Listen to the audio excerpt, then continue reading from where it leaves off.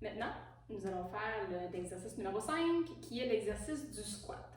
Donc, pourquoi un squat dans un programme de stabilisation lombaire? En fait, c'est très logique. Le squat, c'est un mouvement qui est fonctionnel. C'est le mouvement qu'on utilise pour venir chercher une charge au niveau du sol. Donc, c'est très pratique quand on est blessé au niveau du dos d'être capable de faire un squat pour continuer d'être un minimum fonctionnel dans notre quotidien. Mais c'est aussi un excellent exercice préventif. Donc, si tout le monde faisait bien attention à comment il allait distribuer une charge au sol plutôt que de le faire en penchant son dos comme ça, on préviendrait beaucoup de blessures. Donc, le squat, pour ce faire, si vous avez des problèmes d'équilibre, je vous encourage à mettre une chaise derrière vous. Comme ça, si vous perdez l'équilibre pendant un des exercices, vous allez tomber assis sur la chaise, donc il n'y a aucun danger pour vous. Donc, le squat, c'est un mouvement qui commence par une flexion au niveau de la hanche et ensuite une flexion au niveau des genoux. Et ensuite, on fait une extension au niveau des genoux et on termine avec une extension au niveau du tronc. Donc ça, c'est le mouvement de squat.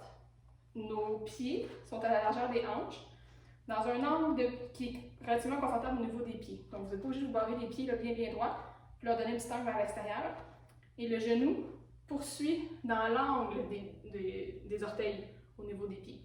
Donc je ne veux pas voir des genoux aller vers l'intérieur ni vers l'extérieur. On suit le prolongement. Donc pour l'étape A de l'exercice, au niveau du squat, on va faire des demi-squats. C'est-à-dire qu'on va descendre à la moitié du mouvement. Donc on se place, flexion de hanche, flexion des genoux, juste comme ça. Juste une légère flexion et on remonte comme ça.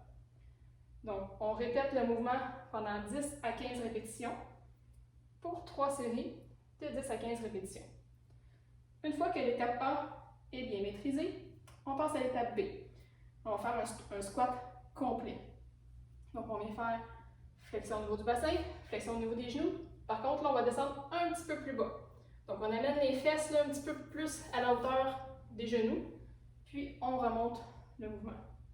On peut placer les bras devant pour équilibrer au niveau de l'équilibre. Vu que les fesses s'en vont vers l'arrière, d'avoir les bras au devant, ça va vous aider. Et on garde le dos bien droit.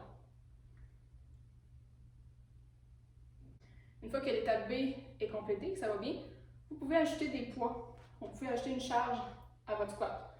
Donc c'est le même mouvement, on fait un squat complet. Par contre, on vient ajouter une charge supplémentaire qui va demander un effort supplémentaire au niveau de nos muscles quadriceps et nos muscles fessiers, corps aussi.